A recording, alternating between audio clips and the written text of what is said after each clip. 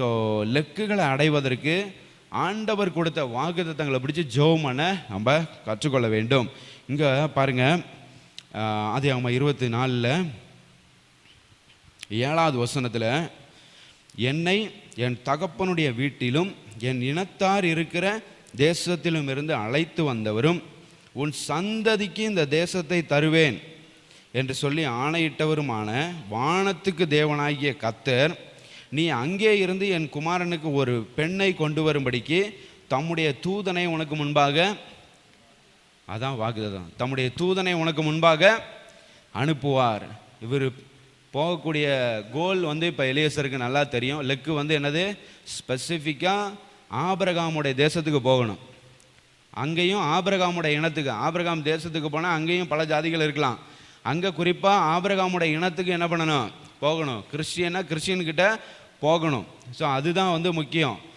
இங்கே ஜாதி கிடையாது, இங்கே அந்த ரிலீஜன், அந்த ஸோ நம்ம கிறிஸ்டியன்கிட்ட போகிறது அதுதான். ஸோ அங்கே போகணும் அப்படிங்கிறது தெளிவாயிடுச்சு. ஸ்பெசிஃபிக்காக என்ன பண்ணணும் அப்படிங்கிறது தெரியாச்சு. அதுக்கு காரணமும் நம்மளுக்கு தெரியும். ஏன் அப்படின்னா, மற்ற கேனனைட்டு உமன், அங்கே கானானிய ஸ்திரியை கல்யாணம் பண்ணால் பிரச்சனை வரும். நம்ம மதம் மாற வேண்டியிருக்கும், அங்கேயும் போக வேண்டியிருக்கும், இங்கேயும் போக வேண்டியிருக்கும், கோயில் மாடு மாதிரி தலையாட்ட வேண்டியிருக்கும், நிறைய பிரச்சனைகள் இருக்கிறது. ஸோ அதனால் அதெல்லாம் நம்ம பண்ண முடியாது. ஸோ அதான் ரீசன். இங்கே நம்ம நம்முடைய இனத்தில் நம்ம கல்யாணம் பண்ணிட்டா அவங்களும் நம்மளும் ஒன்று தான். ஸோ நம்ம எல்லாம் சேர்ந்து சர்ச்சுக்கு போகலாம், ஆராதிக்கலாம். ஸோ இதுதான் வாழ்க்கையில் ரொம்ப முக்கியமான ஒரு காரியம். ஸோ நீங்களும் யூனிவர்சிட்டியில் படிக்கிற நீங்கள் எல்லாம் இந்த கல்யாண ஸ்டேஜ் வரும்போது ரொம்ப கவனமாக இருக்கணும். கிறிஸ்டினில் பண்ணுறது ரொம்ப நல்லது, ஓகேவா? நீங்கள் பாட்டில் மாற்றி இது பண்ணிட்டீங்கன்னா நிறையா ப்ராப்ளம்ஸ் அதை அந்த ஒரு கல்ச்சருக்கு நீங்கள் போகிறது ரொம்ப கஷ்டம், அங்கே மேனேஜ் பண்ணுறது ரொம்ப கஷ்டம்.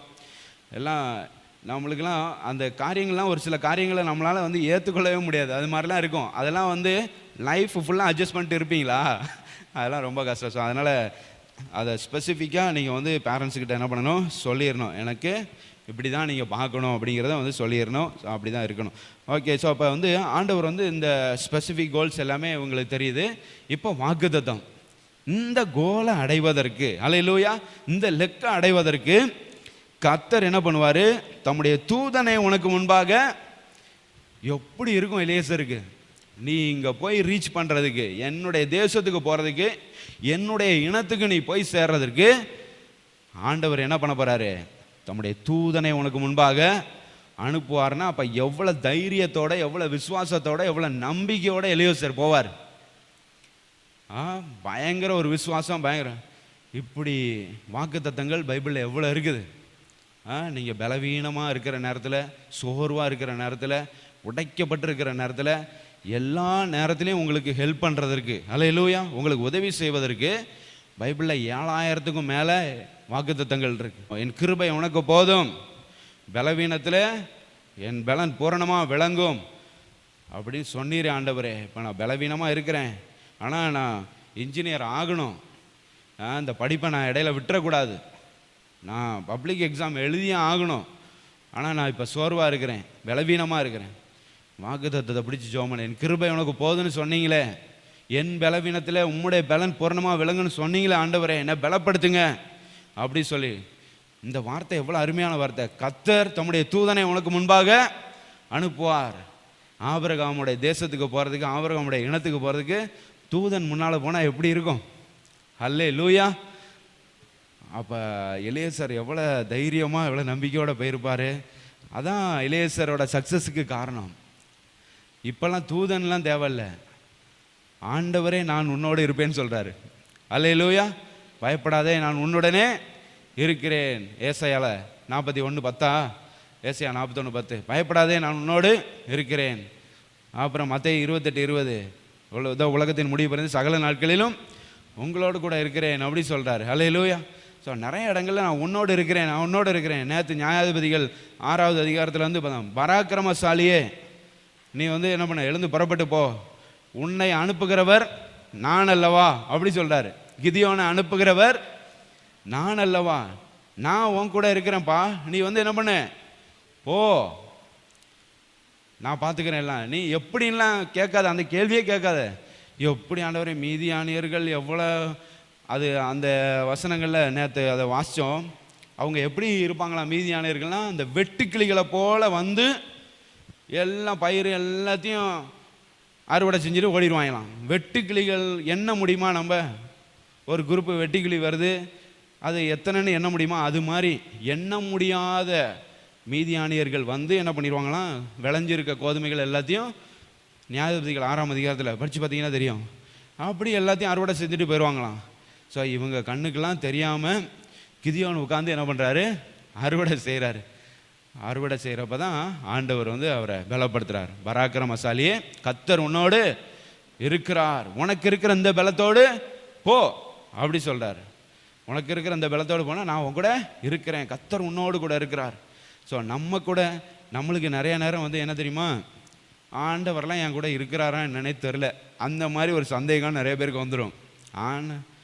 ஆண்டவர் என் கூட இருக்கிறாரா இல்லையா அப்படி நம்மளுக்கு தான் அந்த சந்தேகம். ஆனால் ஆண்டவர் எப்போ நம்ம கூட தான் இருக்கிறாரு. ஏன்னா நான் உன்னை விட்டு விலகுவதும் இல்லை, உன்னை கைவிடுவதும் இல்லைன்னு ஆண்டவர் சொல்லியிருக்கிறாரு.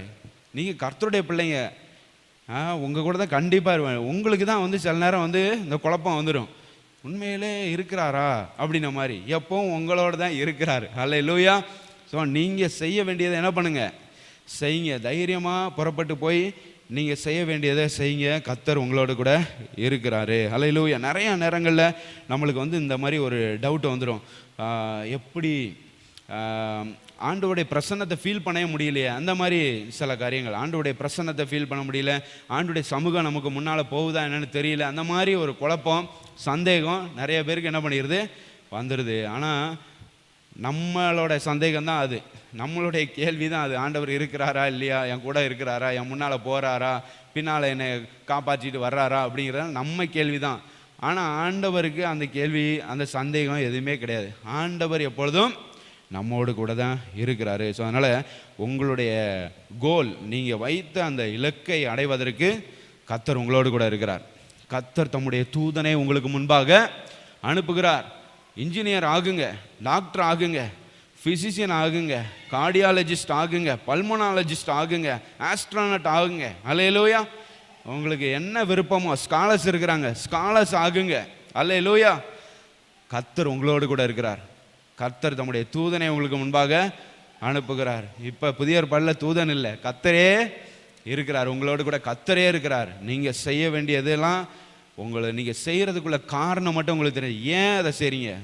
அது மூலமாக நீங்கள் ஒரு டாக்டர் ஆகினீங்கன்னா, அந்த டாக்டர் ஆகின பிறகு, இல்லை ஒரு ஸ்காலர் ஆனீங்கன்னா, ஸ்காலர் ஆன பிறகு உங்கள் மூலமாக கர்த்தருடைய நாமம் மகிமைப்படுமா, அதுதான் நீங்கள் பார்க்கணும். அல்லேலூயா. அது ரீசன் என்ன, ரீசன் இன்ஜினியர் ஆகுறீங்க எல்லாம்னா, பிடெக் படிக்கிறீங்க எல்லாம் என்ன, அது நீங்கள் பெரிய டெக்னீஷியன் ஆகி இந்த டெக்னாலஜிக்குள்ளே போய் அந்த ஃபீல்டுக்குள்ளே போயிட்டோம், கர்த்தருடைய நாமம் உங்களால் மகிமைப்படுமா. அல்லேலூயா. உங்கள் மூலமாக கர்த்தருடைய நாமம் மகிமைப்படுதுன்னு தெரிஞ்சால் ஆண்டவர் நிச்சயமாக உங்களை அந்த ஃபீல்டில் பெரிய ஆளாக்குவார். அந்த கோர்ஸை கண்டிப்பாக கம்ப்ளீட் பண்ண கர்த்தர் உதவி செய்வார். அல்லேலூயா. கர்த்தர் உங்களோட கூட. ஸோ இந்த நம்பிக்கையோட எலியேசர் எப்படி, நம்மளுக்கே ஆச்சரியமாக இருக்குல்ல, எலியேசர் வந்து எப்படி போய் ரெபேக்காவை வந்து சூஸ் பண்ணார், எப்படி அந்த தேசத்துக்கு போனார், எப்படி இவ்வளோ ஒரு வேலைக்காரன் தான், ஆஃப்டர் ஆல் ஒரு வேலைக்காரன் எலியேசர், அவனுக்கு எப்படி இவ்வளோ ஞானம் அப்படின்னா, போகிறதுக்கு முன்னாலே ஒரு மிகப்பெரிய தைரியமான ஒரு வாக்குத்தத்தம், அல்லேலூயா, தைரியத்தை கொடுக்குற ஒரு விசுவாசத்தை வர்த்திக்க பண்ணுகிற, நம்பிக்கையை பெருக பண்ணுகிற ஒரு வாக்குத்தத்தத்தோடு போகிறான். கர்த்தர் என் முன்னால் போயிட்டுருக்கிறாரு. அல்லேலூயா. கர்த்தருடைய தூதன் எனக்கு முன்னால் போயிட்டுருக்காரு. அப்படின்னா நம்முடைய காரியமெல்லாம் நிச்சயமாக வெற்றியாக தான் முடியும். அதனால தான் இந்த காரியம் கர்த்தரால் வந்தது. கண்டிப்பாக இதெல்லாம் கர்த்தர், ஏன்னா போகிறதுக்கு முன்னாலே கர்த்தர் என் கூட முன்னால் போயிட்டுருக்கிறாரு. ஸோ அந்த காரியம் எப்படி வந்துச்சு, அங்கே தான் நம்ம எப்படி வந்துச்சுன்னு பார்க்குறோம். கர்த்தரால் வந்தது. அதுக்கு முன்னால் ஏன் அங்கே போகிறோம் அப்படிங்கிற ரீசனை பார்த்தா நம்ம போயிட்டு இருந்தோம். எப்படி வந்தது, கர்த்தரால் வந்தது. அல்லேலூயா. ஸோ ஏன் நீங்கள் இந்த ஃபீல்டை எடுத்தீங்க, ஏன் நீங்கள் ஸ்காலர் ஆக போகிறீங்க, ஏன் நீங்கள் இன்ஜினியர் ஆக போகிறீங்க, அந்த காரணத்தை கண்டுபிடிங்க. எப்படியும் கர்த்தர் உங்களை அந்த கோலுக்கு நேராக, அந்த லெக்குக்கு நேராக வழி நடத்துவார்.